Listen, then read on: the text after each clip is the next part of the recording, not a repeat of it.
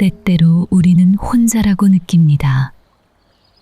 사람들로 둘러싸여 있지만 혼자인 것 같은 고독감. 소셜미디어 속 수많은 연결 속에서도 왠지 나 혼자만 동떨어져 있는 것 같은 외로움.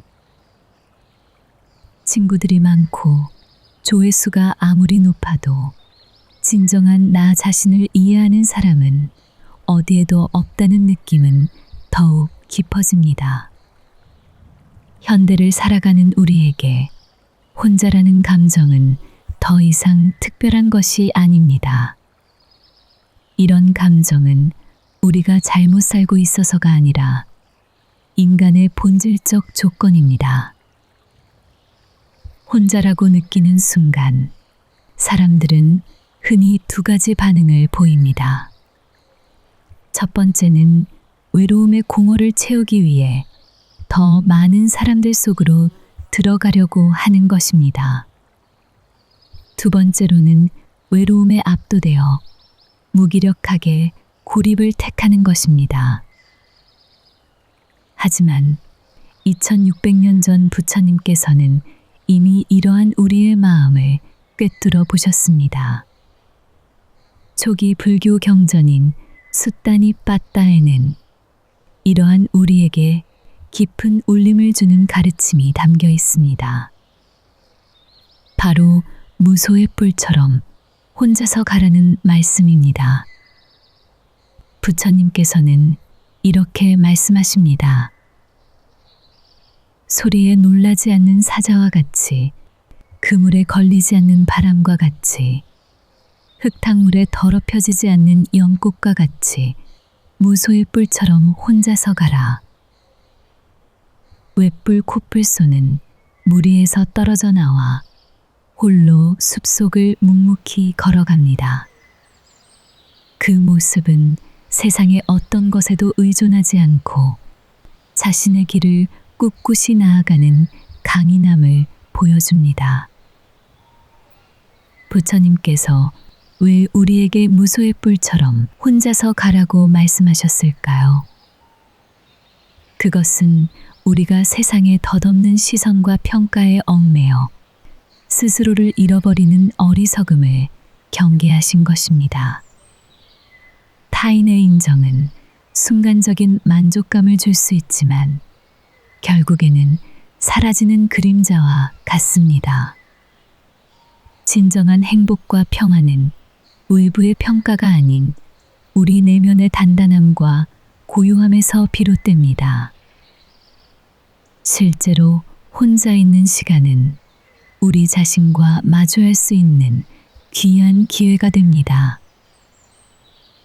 부처님께서는 혼자의 상태를 고통이 아니라 진정한 자유로 나아가는 길이라고 말씀하셨습니다.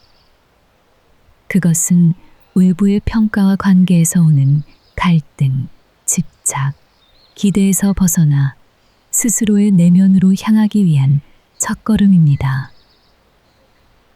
깨달음을 얻기 전 시다르타 태자였던 부처님께서는 왕자의 지위를 버리고 홀로 고행의 길을 걸으셨습니다. 그는 수많은 스승을 찾아 가르침을 구했지만 결국 홀로 깊은 사색과 수행을 통해 스스로의 힘으로 깨달음을 이루셨습니다. 이는 진리는 외부에서 주어지는 것이 아니라 스스로의 수행과 통찰을 통해 발견해야 한다는 것을 보여줍니다. 세상의 시선에 얽매이는 것은 마치 바람에 흔들리는 갈대와 같습니다. 칭찬과 비난의 바람이 불 때마다 우리의 마음은 유동치고 중심을 잡지 못합니다. 하지만 무소의 뿔처럼 홀로 걷는 것은 외부의 어떤 영향에도 흔들리지 않는 굳건한 내면을 만드는 연습입니다. 이는 혼자만의 고독한 수행이 깊은 깨달음으로 이어질 수 있음을 시사합니다. 물론 우리는 사회적인 존재이기에 다른 사람들과의 관계 속에서 살아갑니다. 하지만 때로는 혼자만의 시간을 통해 자신을 돌아보고 내면의 목소리에 귀 기울이는 것이 중요합니다. 혼자 있는 시간은 외로움이 아닌 진정한 자기 자신과 마주하는 소중한 기회가 될 수 있습니다. 부처님께서는 열반에 드시기 직전 제자들에게 스스로에게 의지하고 다른 것에 의지하지 말라. 진리에 의지하고 다른 것에 의지하지 말라 라고 말씀하셨습니다.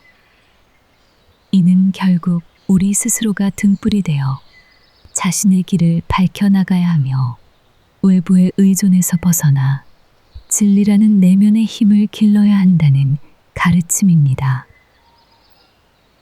우리는 평소 타인과의 관계에 에너지를 쏟느라 자기 자신을 돌보는 법을 잊곤 합니다.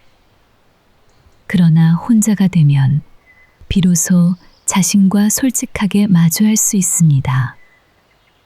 진정으로 나에게 중요한 것이 무엇인지, 내가 원하는 삶은 무엇인지 스스로에게 물을 수 있는 공간이 생깁니다. 부처님께서 깨달음을 얻기 위해 홀로 숲속에서 수행하셨던 이유도 바로 이것입니다. 그분은 홀로 수행하며 깊이 내면을 들여다보았고 결국 진정한 자유와 평화를 얻으셨습니다. 한 제자가 부처님께 물었습니다. 세존이시여, 저는 홀로 있는 것이 두렵습니다. 혼자서 수행하는 것이 너무 어렵습니다. 부처님께서는 부드러운 미소로 제자에게 이렇게 답하셨습니다. 사람들 속에서 자신을 잃어버리는 것보다 혼자서 자신의 길을 걷는 것이 훨씬 낫다. 무소의 뿔처럼 혼자서 가라. 진정한 자유는 고독 속에서 피어난다. 이렇게 홀로 있는 시간은 외로움이 아니라 내면의 지혜를 발견하는 귀한 시간입니다. 외로움을 받아들이고 나 자신과 친구가 되는 방법을 배우게 되면 더 이상 외부에서 인정과 사랑을 구하지 않아도 됩니다. 왜냐하면 이미 자신 안에 모든 것이 충분히 있기 때문입니다. 부처님께서는 또한 연기법을 말씀하셨습니다. 모든 존재는 서로 연결되어 있지만 동시에 서로에게 완전한 구원이 될 수는 없습니다. 결국 우리 삶의 진정한 주인은 나 자신일 뿐입니다. 외부의 사람과 관계에 너무 의존하면 결국 실망과 집착이라는 고통을 피할 수 없습니다. 그렇다면 혼자서 가는 길을 어떻게 걸어야 할까요? 어떻게 외로움이 아닌 자유를 느끼는 홀로서기의 힘을 키울 수 있을까요? 첫 번째는 자신을 충분히 받아들이는 것입니다. 우리가 외로움을 느끼는 이유는 자기 자신과 친구가 되지 못했기 때문입니다. 스스로를 충분히 이해하고 사랑한다면 혼자라는 상태가 결핍이 아닌 충만함으로 바뀝니다. 두 번째는 고요한 명상을 통해 자신과 연결되는 시간을 갖는 것입니다. 하루에 단 몇 분이라도 깊은 숨을 쉬며 스스로의 마음을 바라보는 시간을 가지세요. 마음의 소음이 잦아들고 내 안에 진정한 목소리가 들릴 것입니다. 세 번째는 외부의 평가를 내려놓고 자기 내면의 길을 신뢰하는 것입니다.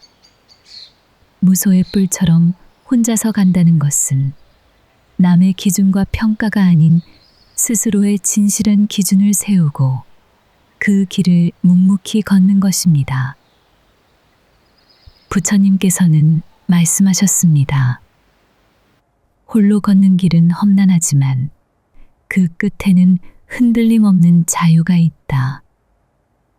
혼자라는 느낌이 들 때 두려워하거나 회피하지 마십시오. 잠시 멈춰서서 자신의 내면을 깊이 들여다보세요. 당신 안에는 이미 홀로 설 수 있는 강인함과 지혜가 존재합니다. 마치 굳건한 무소의 뿔처럼 세상의 시선에서 벗어나 자신만의 길을 당당하게 걸어가십시오. 그 길 끝에는 진정한 자유와 평화가 당신을 기다리고 있을 것입니다. 우리는 피고 지는 꽃과 같습니다.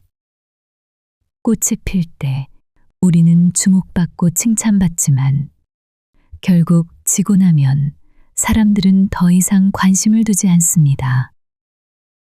그러나 꽃은 타인의 시선을 신경 쓰지 않고 자신에게 주어진 삶을 온전히 살아낼 뿐입니다. 우리의 삶도 이와 같습니다. 세상의 평가와 관계에 매달리기보다는 스스로의 내면을 충실히 바라보며 진정한 나 자신으로 살아갈 때 진정한 자유와 평화가 우리에게 다가옵니다. 혼자라고 느낄 때 그것을 두려워하지 마세요. 외로움 속에서 흔들리지 않고 자신의 길을 걷는다면 당신은 이미 무소의 뿔처럼 빛나고 있는 것입니다. 무소의 뿔처럼 묵묵히 자신의 길을 걸어가는 당신의 용기를 응원합니다. 여시아문이었습니다.